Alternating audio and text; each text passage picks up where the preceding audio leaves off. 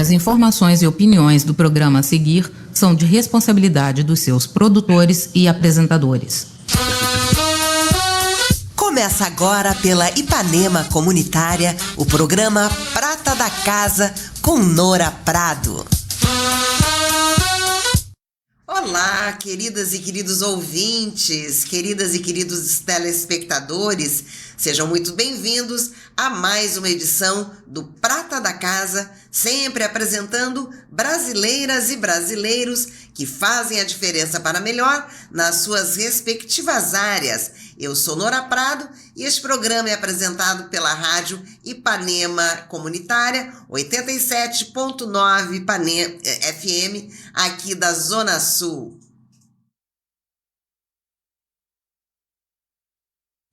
O convidado de hoje é natural de Canguçu, no interior do Rio Grande do Sul, onde desde criança se interessou pela música. Formado pela URGS, é jornalista desde 1970. Atuou em vários veículos de Porto Alegre, mas principalmente no jornal Zero Hora, onde atuou de 1970 a 1996 e para onde retornou como colunista em 2013, permanecendo até 2024. Em Zero Hora foi crítico de música, editor do segundo caderno, da revista ZH e do Caderno de Cultura. Foi comentarista de música da Rádio Gaúcha, da RBS TV e da TVE. Pesquisador da música brasileira, produtor de shows e discos, entre outros, o LP coletivo Paralelo 30, de 1978, os de Renato Borghetti, Telmo de Lima Freitas, Leopoldo Razier, Vitor Hugo, Carlinhos Hartlib, Barbosa Lessa e Susana Mares. Autor de livros como Ora Bola, sobre Mário Quintana, Gildo de Freitas, O Rei dos Trovadores, Neugbauer, uma história sobre a primeira fábrica de chocolates no Brasil, fundada em 1891 em Porto Alegre, e 2 volumes de entrevistas, Aquarela Brasileira, anos de 1970 e 1980. Integrou o Conselho de Ética do Sindicato dos Jornalistas do Rio Grande do Sul. Foi coordenador de música da Secretaria de Cultura de Porto Alegre, membro do Conselho Estadual de Cultura do RS, chefe da Assessoria de Imprensa da Secretaria de Cultura do Estado, membro do Conselho Deliberativo da TVE. Foi jurado dos principais festivais do Rio Grande do Sul e no país. Foi editor de cultura do Jornal da Universidade da URGS de 1997 a 2004. De 1996 a 2012, foi colunista de música do jornal ABC Domingo, de Novo Hamburgo, e da revista de cultura Aplauso, de Porto Alegre. Também publicou textos em veículos de São Paulo e Rio de Janeiro, como Veja, O Globo e Jornal de Música. Integrou comissões de seleção de projeto Rumos, Itaú Cultural, do programa Natura Musical e do projeto Pixinguinha, entre outros. Em 2023, foi um dos 4 homenageados do Prêmio Profissionais da Música em Brasília. Em 2024, foi patrono da 7ª Feira do Livro de Canguçu, sua cidade natal. Curador de projetos musicais como Unimúsica, Canções aos Pares e Música no Memorial do Ministério Público do Rio Grande do Sul. Sensível, curioso, divertido, entusiasmado e muito talentoso, eu estou falando de Juarez Fonseca. Salve, Juarez, bem-vindo, querido, que prazer, que honra te receber no Prata da Casa dessa semana.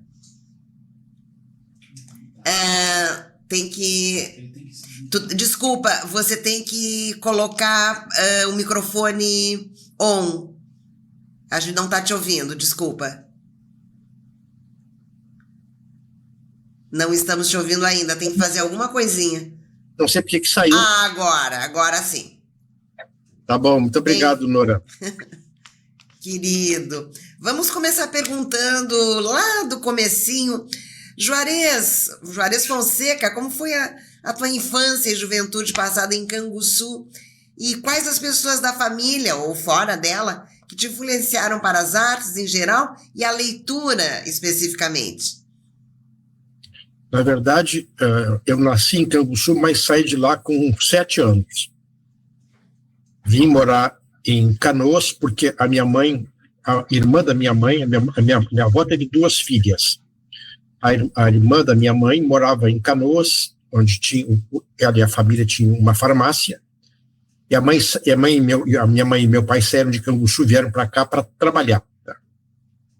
E logo depois, foi pouco tempo lá em Canoas, já encontraram um trabalho no interior de Guaíba, uma fábrica de papel, que foi a primeira fábrica de papel do Rio Grande do Sul e a segunda do Brasil.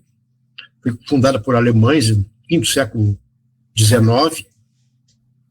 E lá só saíram quando se aposentaram. Uhum. E então eu fiquei lá até os 18 anos, dos 8 aos 18, né? Vim para Porto Alegre para estudar no Julinho, fiz o curso clássico no Julinho, e depois fui para a faculdade, né? Aí não saí mais de Porto Alegre. Então, estou em Porto Alegre desde 1964, fatídico ano de 1964. E, na verdade, essa coisa de minha com a música, a minha mãe ela foi uma pintora, sabe? Ela pintou... Que amor, que lindo. Ela pintou, assim, tinha um talento natural, e já saiu, um dia comprou tinta e saiu pintando, sabe? Nossa. E é uma pena que eu não trouxe, eu tenho vários quadros dela aqui, uma pena que eu não trouxe para te ver. Mas, assim, ela pintava muito, muito, muito.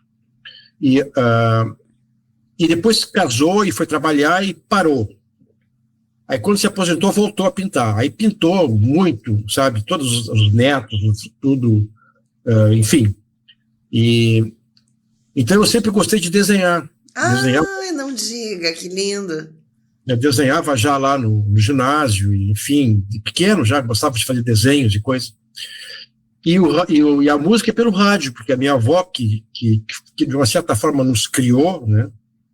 Ela ficava em casa, a minha mãe trabalhava o tempo todo, o dia todo, só vinha em casa almoçar, e a minha avó que ficava, assim, cuidando dos netos, 4, eu e mais 3 irmãos. 4 dá um trabalho. 4. 2 casais, e ela vivia com o rádio ligado, né? Da manhã à noite. Ela ligava de manhã o rádio e só desligava quando terminava a novela da Rádio Gaúcha, Rádio Farroupilha, aquelas rádios daquela época. Ontem eu estava olhando uma revista do Globo de 1950 e umas coisas assim, e estavam aquelas pessoas jovens que faziam umas novelas, né, que já morreram e tal, né. E naquela época o rádio, ele era múltiplo. Então, ele tocava de manhã, tocava música gaúcha, gauchesca e tal, tinha programas de música gauchesca de noite também, o Grande Rodeio Coringa, por exemplo. Grande Rodeio Coringa, né? Que maravilha! Grande Rodeio Coringa. De tarde, esses assim, jovens, programas jovens, música mais jovem, e nós estamos falando do início do rock e tal, né? Uhum. Era de tarde. E de noite, a Rádio Gaúcha principalmente tinha um programa chamado Campeões da Semana, Eucalol. Eucalol era uma marca de sabonete que tinha. Nossa, Eucalol. E era muito conhecida, né? E esse programa era assim, as músicas mais ouvidas durante a semana nas rádios brasileiras eram, uma vez por semana, tinha esse programa que é tipo assim, os melhores da semana. As 10 mais. As 10 mais do Eucalol.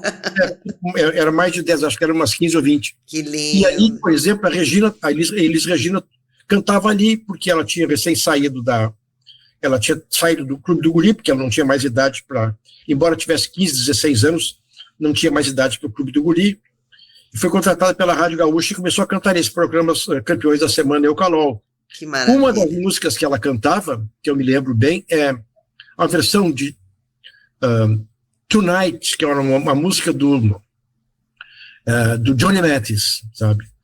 E que ela cantava uma versão, né? À noite, amor, eu quero o meu amor, enfim. E aí eu ouvia direto os rádios, eu copiava, eu tenho ainda hoje os cadernos com as letras de música. Ai, copiadas, que coisa linda. Eu decorava e copiava.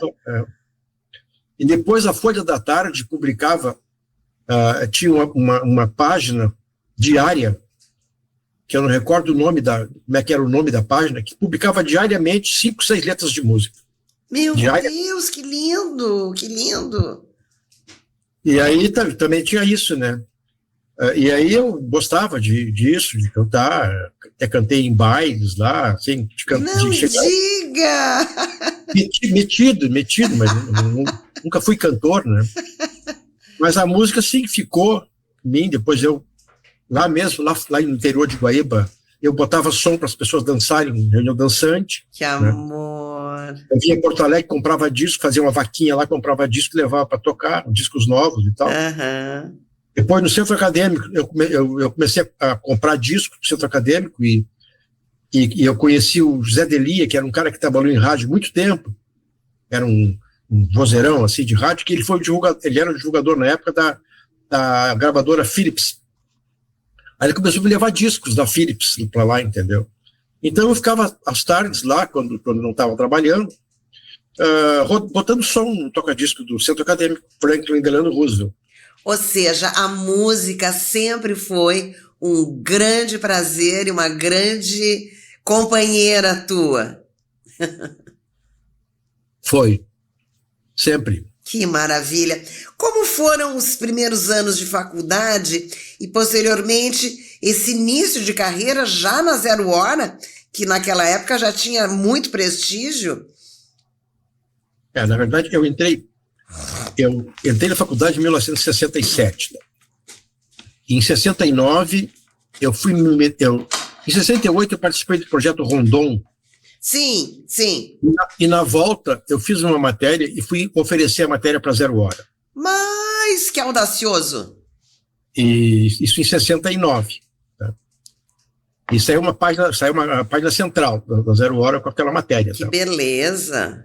Eu fiquei lá, eu fiquei como jornalista, assim, mas no fim eu acabava ajudando o cara que era dentista, o cara que ficava dando vacina nas pessoas, e eu ficava ajudando os outros, porque não, como jornalista eu só tinha que anotar e olhar, né, e fotografar. Claro, claro. Então ajudava eles também. E fiz uma matéria na página central da Zero Hora, eu fiquei na cidade chamada Virgem da Lapa, no norte de Minas Gerais, que outro dia eu encontrei um mineiro e perguntei como é que estava as Virgens da Lapa. Ele disse, tu conhece Virgem da Lapa? Pode Virgem da Lapa. E é uma pequena cidade, né? Mas lá tinha, enfim, essa coisa dos estudantes, Projeto Rondon, estudante de medicina, de odontologia. Muito bacana, muito bacana. De agronomia e tal, né? Então, lá, aí eu fiz essa matéria para Zero Hora, e gostei de ter publicado, assim, porque já tinha, na faculdade, tinha uma colega de faculdade que estava no terceiro ano, e eu estava no primeiro, chamada Beatriz Malheiros Miranda, que editava um jornal chamado Jornal de Turismo do Rio Grande do Sul. E ela pegava todo mundo que estava na faculdade para escrever para ela no jornal dela, no Jornal de Turismo. Aí era uma boa editora. Um dos meus professores era o professor Ernesto Correia, que é o pai do Fernando Ernesto Correia, que foi depois um dos vice-presidentes da RBS, né? E o professor Ernesto Correia tinha sido diretor do Diário de Notícias. Assim, ele era um cara já que dava aula na faculdade. Hein? E foi professor também foi aluno também do Santos Vidarte, que era o fotógrafo da Companhia Calda Júnior, do Correio do Povo, Folha da Tarde e tal, né? E eu comecei a gostar de diagramar e tal. Fotografar também. Que legal. Eu comecei a publicar matéria nesse jornal de turismo, que foi o primeiro onde eu publiquei matérias, né? E depois, na Zero Hora, eu fiquei 3 meses em 69 fazendo matérias também. Aí saí para fazer estágio na Folha da Tarde, porque a Zero Hora tinha 5 anos de existência, né? E a Folha era um jornal muito mais... Claro, com mais... conhecido. Projeção. Muito mais porrada, né? Uhum. Lá na Folha eu fiquei 1 ano, e aí saí da Folha por um episódio de brincadeira que de vez em quando tinha nas redações naquela época, pois essa coisa nunca mais teve nas redações, que era uma brincadeira assim, de coisa assim, jogar futebol na redação, sabe, esse tipo de coisa.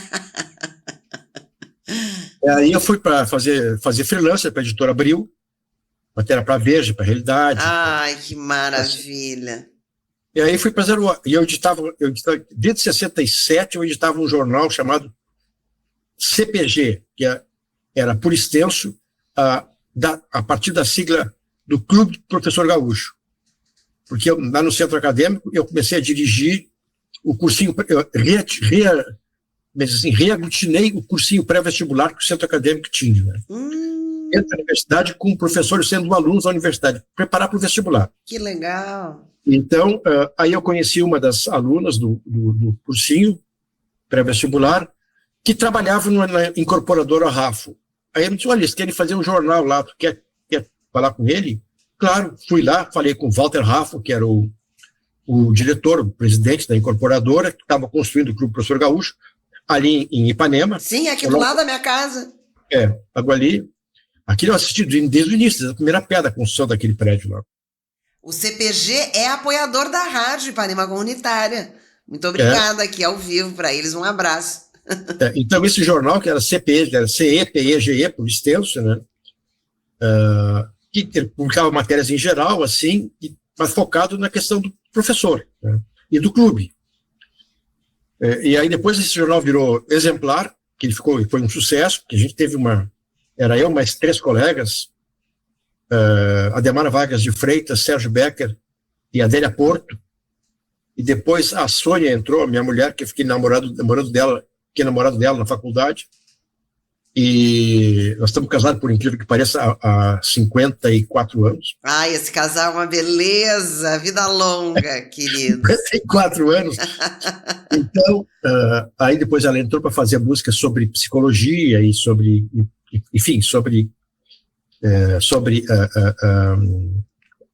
educação, né? Porque ela gostava muito de psicologia, acabou se formando psicóloga depois também, fez primeiro pedagogia, depois fez psicopedagogia, depois fez psicologia.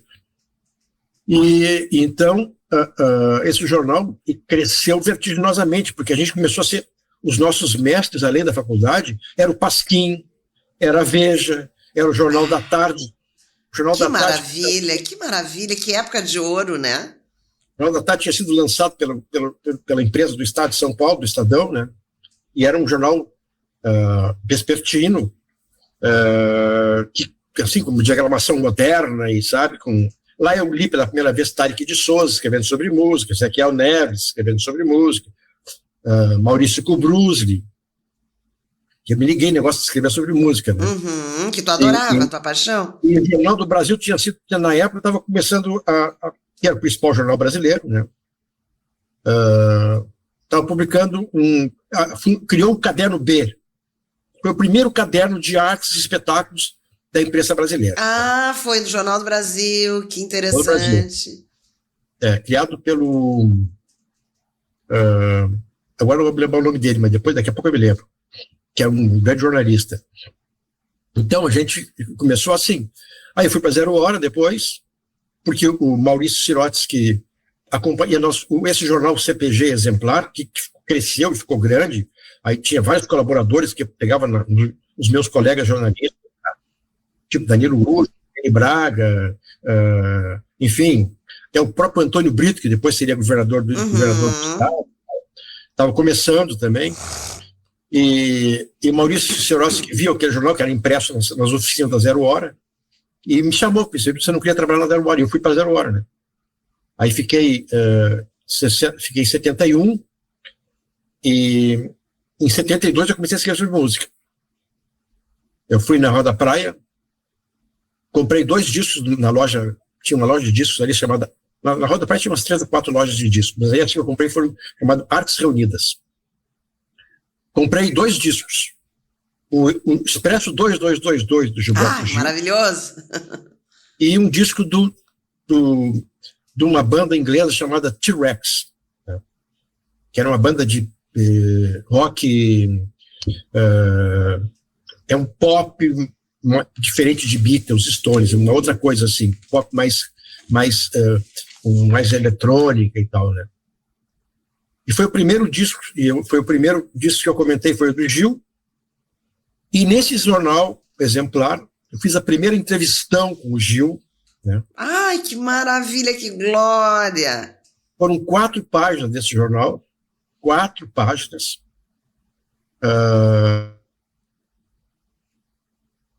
Assim, eu estava ali no... Tá me ouvindo? Tô te ouvindo bem. eu conheci o Guilherme Araújo, que era empresário deles, já nas épocas. Eu fiz uma entrevista dele, porque ele vinha apresentar um show em Porto Alegre, no Teatro Leopoldina, de lançamento do disco, e foi o primeiro show e o primeiro disco que ele fez depois de voltar do exílio de Londres, em Londres, né? Como é que eu fazia para entrevistar o Gil? Perguntei para o Guilherme Araújo. Ele disse, não, vai lá no camarim depois e fala com ele. Aí eu, depois do show, fui no camarim e ele, tá, vamos fazer. Aonde? Pode ser na tua casa, ele diz ele. Aí a Sônia estava me esperando com o carro, ali fora tinha um fusquinha azul. O Gil entrou no nosso Fusca, foi pro meu apartamento, só eu, a Sônia e ele. Que maravilha! Nosso apartamento ficava na Riachuelo, ali perto da Borges, quase esquina com a Borges de Medeiros. E aí lá, ficou 4 horas lá dentro, ficou conversando, batendo papo. Ai, que maravilha! E agora estou fazendo um disco, estou fazendo um livro sobre ele, estou escrevendo, vai sair em agosto. Ai, que luxo! Deus seja louvado! Santo Gil, nosso orixá! Que coisa linda, Juarez! Depois, em 2022, depois eu tinha... a história da Zero Hora, voltei e tal. Em 2022, fiz a última entrevista com ele, 50 anos depois da primeira. Né? E ele já se preparando para fazer 80 anos e ia ser logo entrar na Academia Brasileira de Letras. Mas assim, em 73, nós passamos 10 meses na Europa, viajando, eu e a Sônia. Aí voltamos e a gente tem direto na Zero Hora. Voltamos num dia, no outro dia já estava de volta na Zero Hora. Né? Oh, coisa boa!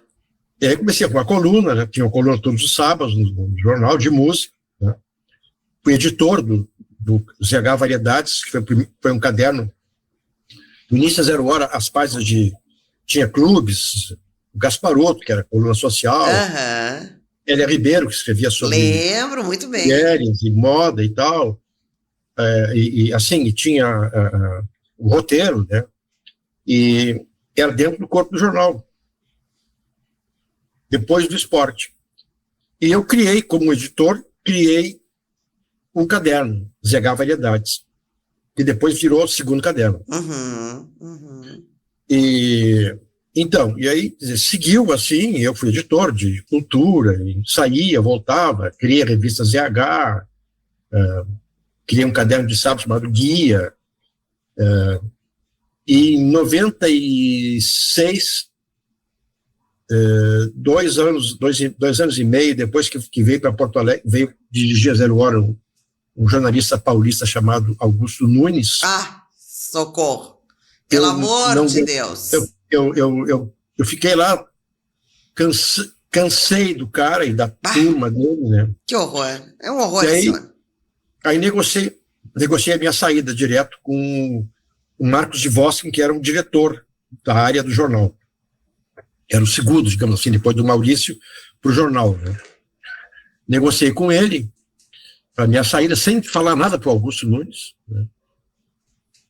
E depois, até quando eu estava me acertando a minha saída, o Marcelo Reck, que depois foi diretor da Zero Hora, ele era editor-chefe na época, e você perguntou por que eu estava saindo, né? Aí eu inventei que eu queria escrever livro, não disse o que era. Não dá o gostinho de dizer que isso é por causa dele. Que era por causa do infeliz. É um infeliz aquele senhor. Pode escrever livros e não sei o que e tal. Hoje ele tá numa revista Oeste, que é a revista mais fascista da imprensa brasileira. Uma revista nojenta. Que horror. Se merece. Essa gente podre se merece. Aí eu saí em 96, da Zero Hora. Me convidaram para fazer o jornal da universidade, que estava começando. Então, desde o primeiro número, desde o número 0, eu entrei lá. Fiquei um tempo, de 96 até 2005, por aí, 2004, 2005, por aí. E, paralelamente, eu estava escrevendo na revista Aplauso. Ótimo. Uma revista também que é uma pena que tenha fechado. Uma pena. É a melhor revista de cultura que já foi publicada. Excelente. Aqui. E logo em seguida, em 97,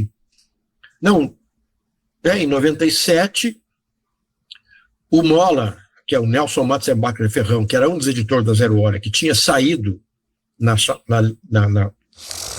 onda do Augusto Nunes, foi ser diretor do Grupo Sinos.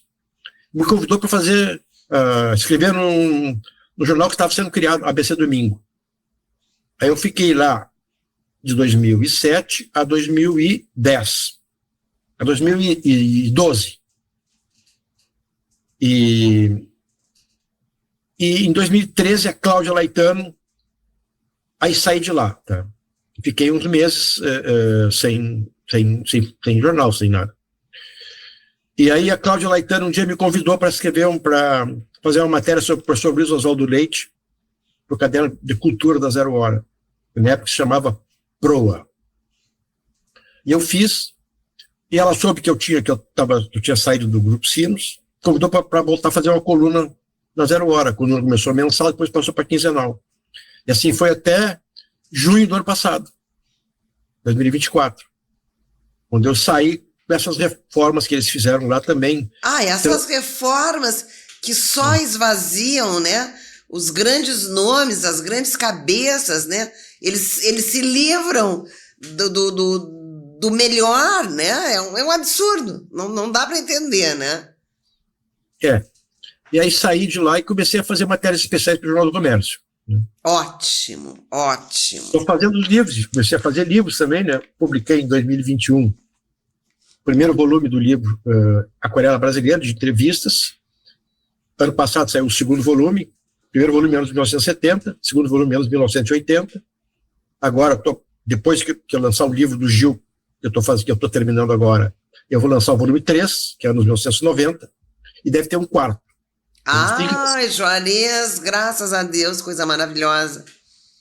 Então, esse primeiro volume começa com a entrevista do Gil, aquela de 1972. Que lindo. E esse livro sobre o Gil, que eu estou fazendo agora, vai ter essa entrevista de novo. Né? Claro, que maravilha. Você também foi comentarista de música na Rádio Gaúcha, na RBS TV e na TVE. Como foi essa experiência de comunicação na rádio e na televisão? Na rádio era uma vez por semana, uma tarde por semana. Que a Gaúcha tinha um programa que era, não lembro como era o nome do programa, que era comandado pelo Celso Ferreira, que era um radialista muito competente. Né? Então, uma vez por semana eu ia lá falar dar dica de disco, o que estava acontecendo na cidade, shows e tal, informações sobre música e tal. Antes de fazer na TVE, eu fiz na TV Difusora também. Sim. Tinha um programa que era apresentado pelo Fernando Vieira. Você lembra do Fernando Vieira? Não, é que eu tenho um homônimo, amigão meu, ator e mímico em São Paulo, que também é Fernando Vieira.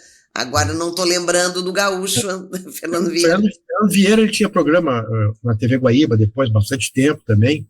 Foi o criador da Festa Nacional da Música, que acontecia uma vez por ano no Hotel Laje de Pedra, em Canela. Sim. Então, ele apresentava esse programa, convidou para participar. Participávamos eu e o Claudinho Pereira. E lá eu entrevistei as frenéticas que estavam no auge e tal. Uau! Né? E outras coisas, né?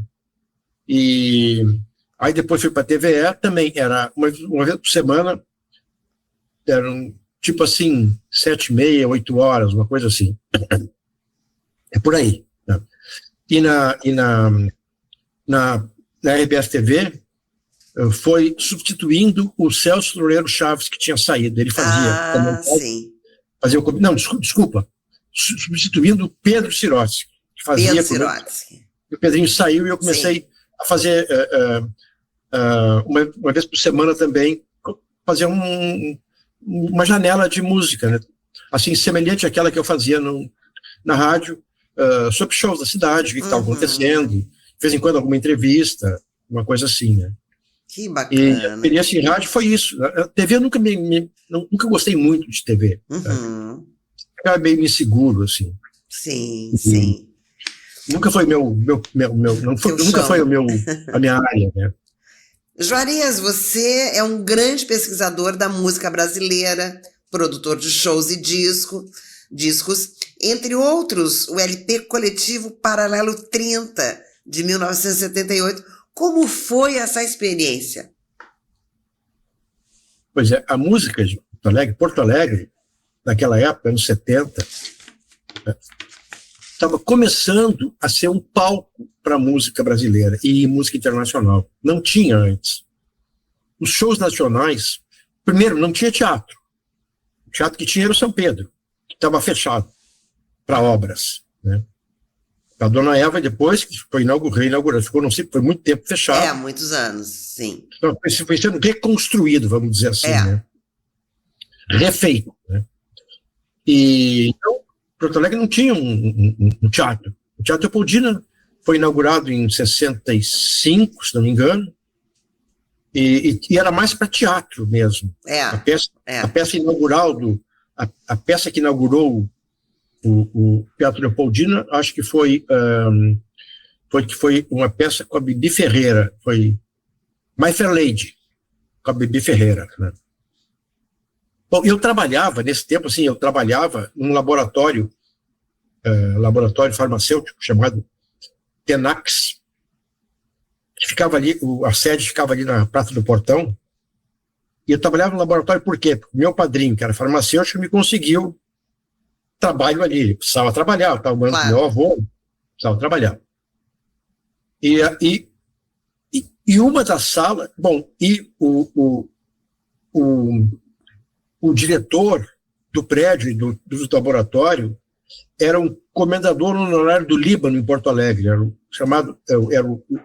comendador, não, era o representante honorário do Líbano em Porto Alegre. O nome dele era um comendador Abdallah Adalberto Creidi. Que nome engraçado!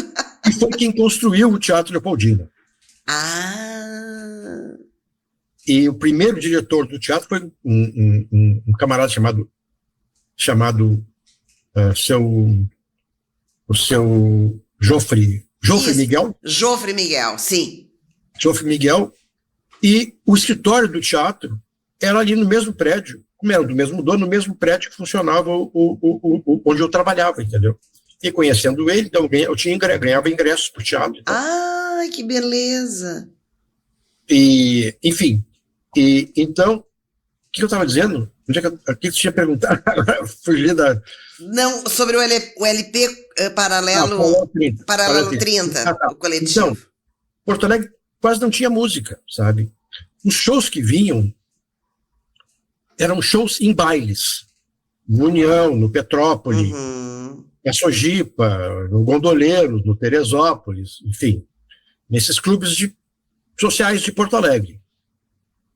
Todos foram morrendo também com o tempo, né? Restam o quê? União, Sojipa e a Associação Leopoldina Juvenil. Né? Petrópolis, que era uma potência, foi, enfim, que fechou, quebrou. Né? Não tinha mais sócio para pagar mensalidades, tipo de coisa assim. Então não tinha shows assim. Aí no Teatro Leopoldina, 72, que eu disse, é o primeiro show do Gil lá. Aí começa a vir esse tipo de show para Porto Alegre. E aqui não tinha músico, assim. Os caras que tinha aqui era para cantar em bar, sabe? E não tinha uma estrutura, vamos dizer assim,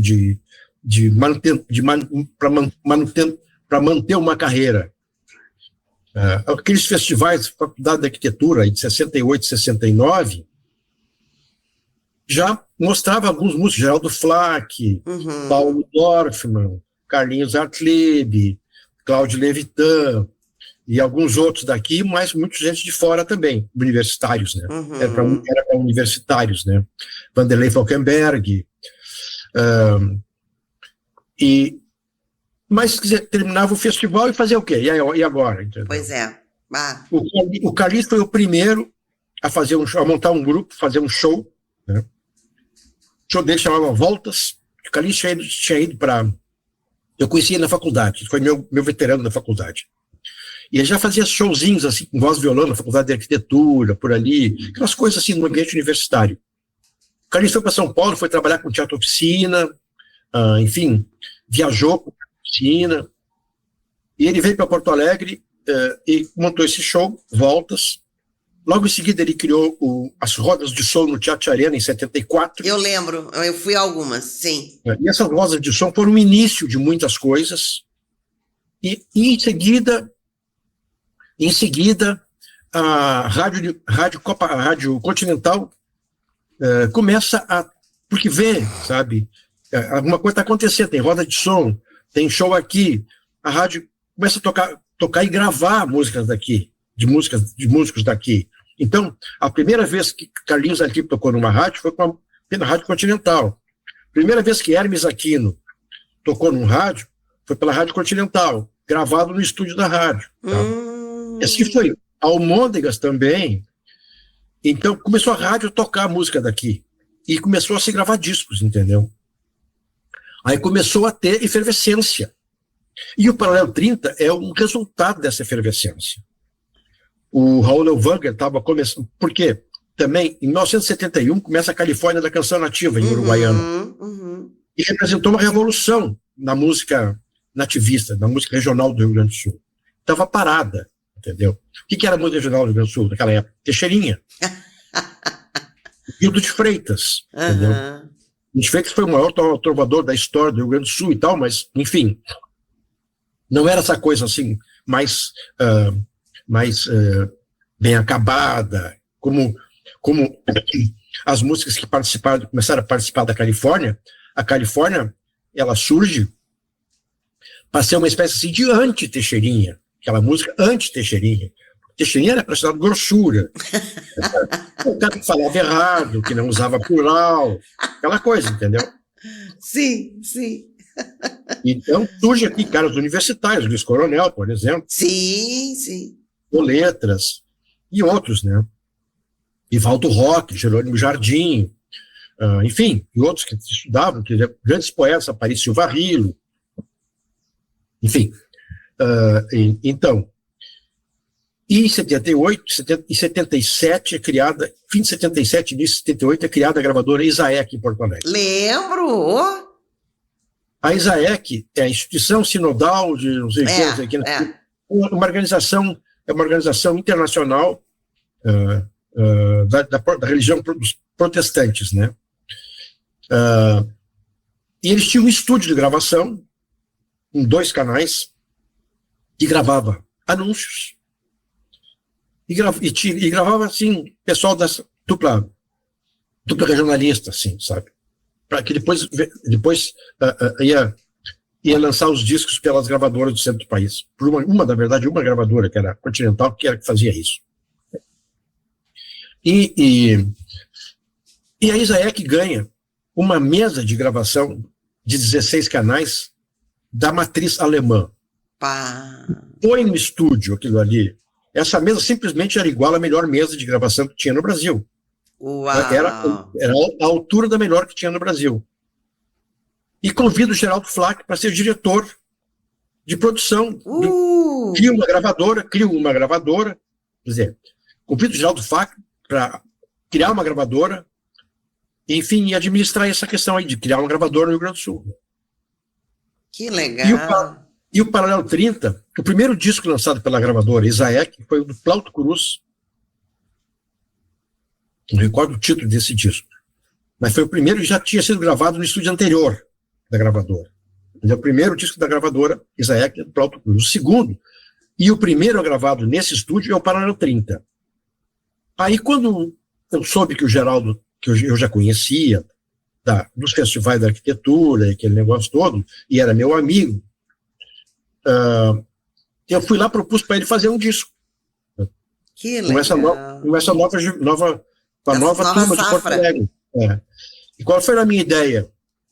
Carlinhos Atipo já tinha feito uns shows, já tinha sido jurado da Califórnia da Canção, já tinha feito shows com temática gaúcha. Tipo assim, um sobre a Salamanca do Jaral, né? O outro show dele era Sonho Campeiro, sabe? E misturando folclore, coisa assim. O Bebeto Alves tinha deixado, ele tinha originalmente um grupo chamado Utopia, que era um trio fantástico. Utopia. Revelado pelas rodas de som, né? O Teatro Arena. do Carlinhos Zacchini. E o Bebeto estava, enfim, começando a carreira dele com o Bebeto, que era Nunes Alves, Bebeto Nunes Alves. Isso, era Bebeto Nunes Alves, isso. E ele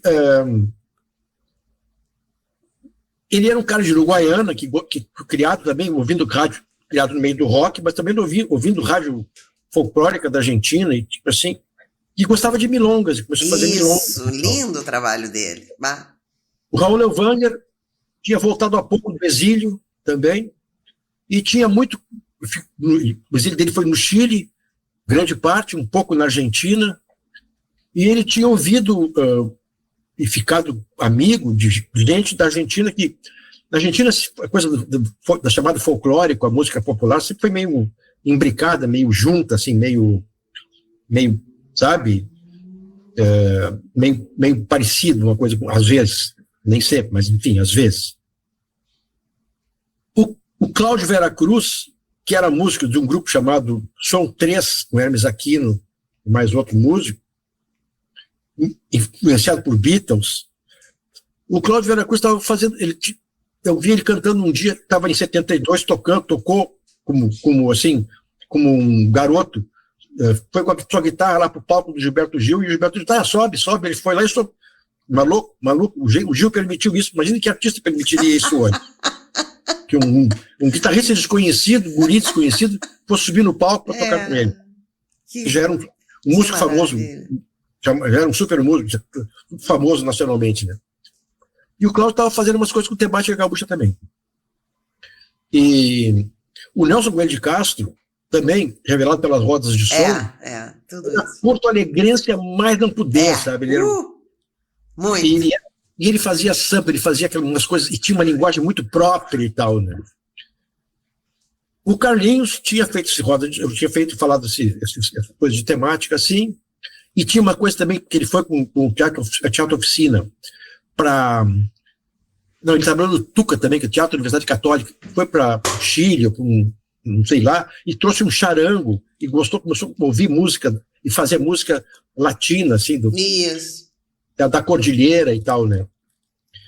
E outro cara que eu conheci, que eu tinha visto um show dele no Clube de Cultura, que aliás está fazendo, se não me engano, 75 anos, agora, esse ano, e vai ser reformado, dia 30 de maio vai ter um encontro lá, para falar sobre o projeto de remodelação, porque o auditório lá está fechado há muito tempo.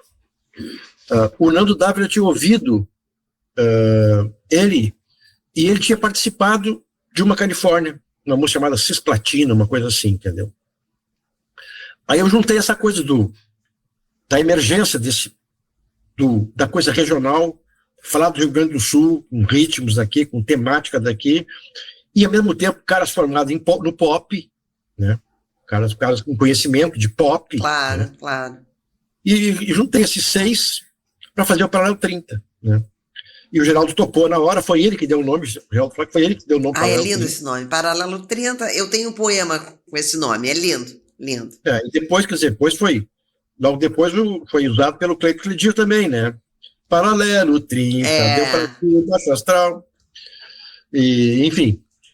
E aí saiu o disco, né? Paralelo 30, que é lembrado até hoje. Tal. Um sucesso, que coisa linda.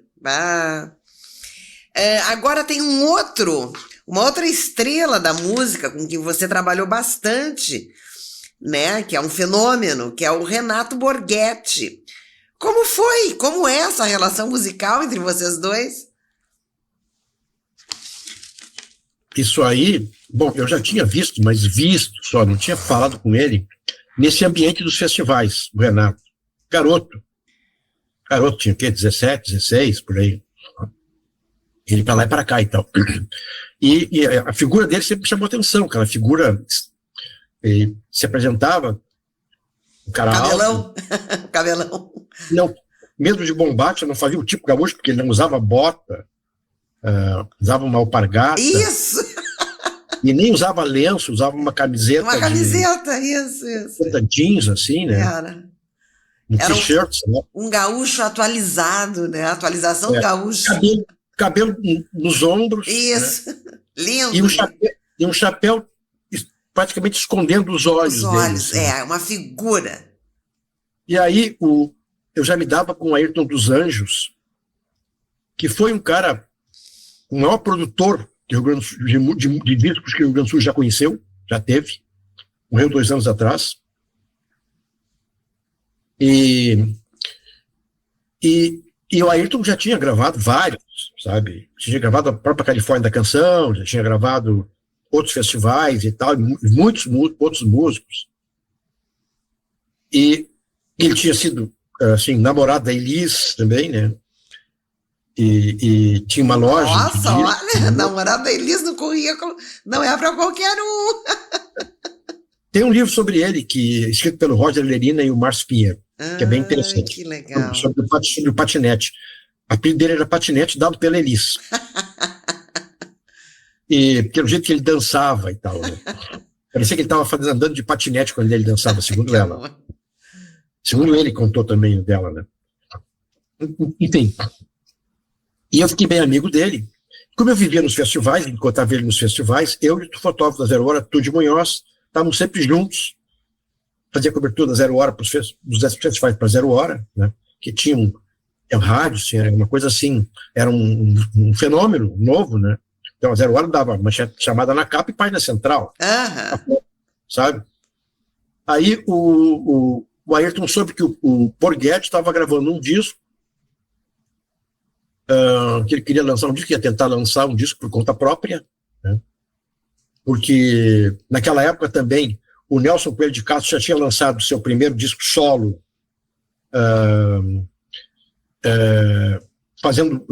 vendendo bônus. Isso. E o Ney Lisboa tinha lançado também o primeiro dele, vendendo o Ney Lisbônus. Né? Ney Lisbônus. E aí o Ayrton soube disso, ouviu as fitas que o Renato tinha gravado, e disse, não, precisa botar um baixo aqui, precisa fazer isso, precisa fazer aquilo. Arredondou, melhorou aquela coisa das músicas do Renato. Deu um acabamento. E como eu era amigo dele, conhecido dele, e trabalhava na Zero Hora, e ele sabia que eu diagramava, que eu gostava de diagramação, eu sempre gostei de diagramar. Aí quer fazer a capa do disco do Borghetti? Quero. Aí chamou o Tude. Aí chamamos o Tude. O Borghetti, a família dele tinha um sítio aqui em Porto Alegre, no interior de Porto Alegre, no interior de Viamão, por ali, não sei onde exatamente. Aí foi para lá, então tem aí a foto da capa do disco, né, do Borghetti, fiz a contracapa, botei gaita ponto, dizia gaita ponto na época, e fizemos o disco, saiu o disco. Primeiro ano vendeu mais de 100 mil cópias. Né? Que sucesso, que e sucesso. hoje tem sei lá quantas mil cópias vendidas, né? Meu Deus. Ele ganhou o primeiro e único disco de ouro da música instrumental brasileira. É hoje, é o primeiro e único. Que coisa impressionante E aí depois eu fiz a capa do segundo disco, me convidou para produzir o terceiro, e ficamos amigos até hoje, assim, né? Amigos íntimos até hoje. Que maravilha, que maravilha. E o Renato é um músico internacional, né? É. 2, 3 exposições por ano na Europa. Esse ano ele fez uma. Né? Coisa incrível. Teve que voltar rápido de lá, porque o pai dele morreu, né? Mas, Juarez, a gente está aqui já falamos algumas vezes da Pimentinha. Você entrevistou a Elis mais de uma vez, estabeleceu uma relação com ela e soube pelo meu querido amigo Zé Adão Barbosa, diretor e ator, já foi entrevistado aqui pelo Prato da Casa, que tu tens uma carta da Elis Regina, nossa musa maior da canção brasileira. Você poderia ler um pedacinho, um trecho dessa preciosidade, essa relíquia? Eu fiquei amigo da Elis, porque a primeira vez que eu falei com ela foi em 74, e eu contei a história do Clube do Guri, que eu era fã dela, do Clube do Guri, fã dela na Rádio Gaúcha, e fui conversando e tal. Aí eu fiz uma entrevista com ela, que está no primeiro volume do livro Aquarela Brasileira. Depois continuei fazendo entrevista com ela, e conversando com ela e tal. Enfim, quando ela veio apresentar o show Atravessar do Tempo, em Porto Alegre. Ela me convidou para ajudar, porque esse show estreou em Porto Alegre, né? E é um show que sucedeu ao super sucesso Falso Brilhante. Ela convidou para ajudar alguma coisa. Eu falei, mas o que eu posso te ajudar? Ela tenta descobrir, assim, onde é que tem uma pessoa para cuidar dos figurinos. Aí eu falei com a Célia Ribeiro, quem é que indica, Célia? Fulano, liguei para a Elisa, entendeu? Porque eles vieram com um caminhão de São Paulo, então o equipamento estava no caminhão e uma moto, e ela andava pela Porto Alegre de moto com o César. A Elisa de moto. E eu fiz uma foto. Aí ela estava hospedada eles estavam hospedados no Hotel Plazinha, e eu fui conversar com a Elise lá, e descemos do apartamento pro hall do hotel, e ela ficou posando para mim, fiz um monte de foto dela, que saiu, depois saí na rua com ela e com o César, fotografei ela e o César na moto e tal. Essa foto é bem conhecida, saiu na revista Aplauso e tal. E, enfim, mas aí, cortamos para 81, quando ela veio apresentar o show Trem Azul, primeiro e único show dela no Gigantinho. Tinha pouca gente, devia ter umas 3 mil pessoas, um lugar onde cabe 11, 12 mil, né? Pouca gente. Mas ela, na véspera do show, ela deu uma entrevista coletiva num hotel Embaixador. E eu estava lá. E ao fim da entrevista, ela pegou no meu ouvido e disse assim, vamos subir para o apartamento, eu quero falar sozinha contigo. Aí subimos, eu e o Luiz Arnaldo Vaz, que era o fotógrafo que estava comigo, da Zero Hora, né? E lá, ela estava separada do César, fazia pouco.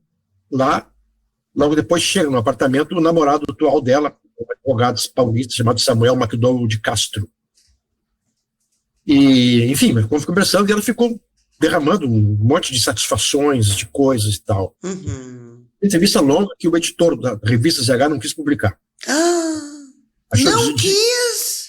Isso aí parece uma mulher drogada, diz ele. Aí eu publiquei grande parte da entrevista no Co-Jornal. E essas partes estão publicadas no meu livro Aquarela Brasileira, volume 1. Tá?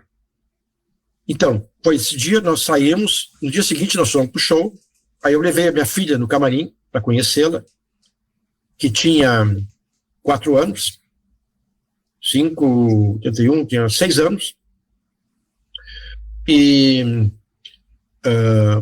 ela pediu desculpas pelo baixo astral da entrevista, que ela não estava chateada, ela não queria, ela não gosta de coletiva, não sei o que e tal, pediu desculpas pelo baixo astral da entrevista e tal, tudo bem e tal, e nos despedimos, tal. Até não foi dessa vez, outra vez eu fui levar ela no aeroporto também, mas não foi dessa vez, foi antes. Tá, e aí, em outubro, no dia 21 de outubro, ela posta, 21 de novembro, ela posta na agência da Rua Doc Lobo dos Correios, em São Paulo, de 81, uma carta para mim. Essa carta para mim, que eu tenho aqui, mandou com o endereço da Zero Hora. Então, Avenida Ipiranga, 1065, Cidade Baixa. Ninguém aqui que escrevesse carta, primeiro que ninguém mais escreve carta, mas, digamos, na época, não botaria Cidade Baixa, mas ela tinha um gosto pessoal de conhecer Porto Alegre, entendeu? Sabe? De mostrar que conhecia Porto Alegre. Então, Cidade Baixa era um bairro de Porto Alegre que ela botou. Claro. E ela escreveu essa carta, que foi, enfim, que eu não respondi, que eu não imaginava que ela fosse morrer 2 meses depois, entendeu? Também. Mas, enfim, era férias, eu estava de férias, entrei de férias logo, e eu estava de férias quando eu soube da notícia da morte dela, estava no norte de Santa Catarina, numa cidade chamada Garuva, quando eu soube da morte, né, dela. E, enfim, até hoje eu tenho dor de não ter respondido a carta dela. Mas é assim, ó. Ela escreveu nesses cartões, frente e verso, uma letrinha de normalista, de professora que ela tinha, as linhas perfeitas, as linhas, olha só, perfeitinhas, como se tivesse linha mesmo, né? É. Papel, né? Juarez, Gostei muito de ter te reencontrado. Pode crer. Achei tua filha linda. E sugiro um acordo entre famílias. Guarde-a para Pedro. Filho dela...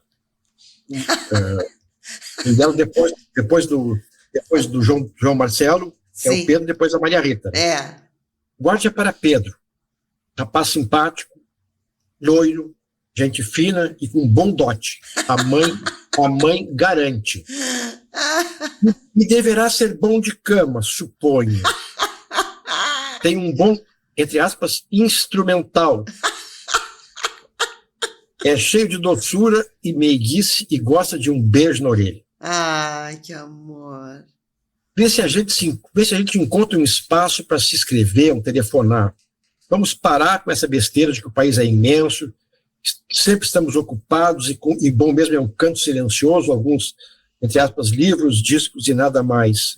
Que é uma situação da música Casa no Campo, né? Que ela não gostou, depois nunca mais cantou Casa no Campo. Ai, é linda aquela música, é linda, linda. E segue. O ser humano nasceu para tribo, para troca, para convivência, para uns abraços, para uns carinhos, e para a gostosura de estar sempre no meio de gente semelhante e ou amiga. O resto é mentira inventada pelo capitalista para forçar isolamento, concentração no trabalho e abstração do prazer de viver a vida plena e usufruindo de todos os direitos e regalias que equivalem às obrigações. Vamos brincar de que somos só nós, músicos, míseros e distantes companheiros de trincheira, entre parênteses, pensamentos e gostos, que vamos romper esse viciado e vicioso círculo. Até sempre. Um beijo da sua mulher. Caís para sua filha linda. Até qualquer hora, um abraço e um olho no olho. Amiga Elis. Aí ela faz um PS. Não sei se quer que eu leia o PS. Ai, claro. PS. Dê um grande abraço e um beijo do nosso colega Ijuí. Ijuí era um repórter, um outro cara que estava lá na entrevista coletiva. Diga a ele que eu adorei conhecê-lo e que espero correspondência, telefonema e visita. Para vocês, quarto e boca livre sempre. É só avisar com um dia de antecedência. Para nosso fotógrafo, que era o Vaz, um abração amigo. E a promessa de um livro de presente, a promessa de um livro de presente, livro de presente que intui grande batalha interna de autoconscientização. Além de uma busca, entre parênteses, reencontro, interrogação, com o velho brilho roubado por um senhor colonizador, qualquer pessoa linda, e que pessoa linda esse moço, ele era negro, ele é negro, que pessoa linda esse moço, a quem sugiro uma trilha que que o reponha em contato com o seu sagrado berço, e sua colorida, alegre, leve e brilhante cultura, porque ele a merece, e porque nós precisamos dos dois, ele e a cultura dele, juntos, unificados e seguros de sua grandeza, para que este país negro seja mais forte que essa maioria, que a maioria precisa, mais forte que essa maioria precisa precisamos nos reunir, ele precisa nos reunir e refazer. Então, quem sabe, começaremos o caminho para organizar nossa raça, mestiça, mameluca, mulata, maravilha. Beijos dos meus Brasis. Até sempre. Feliz. Ai, que carta linda, Juarez. Até sempre mesmo, né? Até sempre mesmo. Ai, que luxo.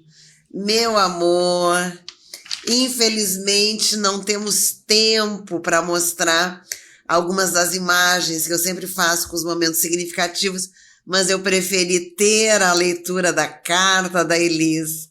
Achei que nós merecíamos esse presente. Te agradeço imensamente. Que pena, olha como foi rápido, já é 5 horas. Eu que agradeço, querida. Muito obrigado. Que coisa boa a tua presença, que carreira... Eu prazer falar contigo. Que carreira brilhante a tua, tão plural, tão tão musical como não poderia deixar de ser. Que maravilha, te agradeço muito. A você que curtiu ao vivo, eu agradeço pela audiência. E quem chegou agora vai poder assistir ou através do meu Facebook ou pelo YouTube. Em 15 dias voltamos com mais uma personalidade das artes e da cultura no Prata da Casa. Muito obrigado e até lá. Obrigado, querida. Beijo para vocês. Boa sorte. Você ouviu o programa Prata da Casa com Nora Prado.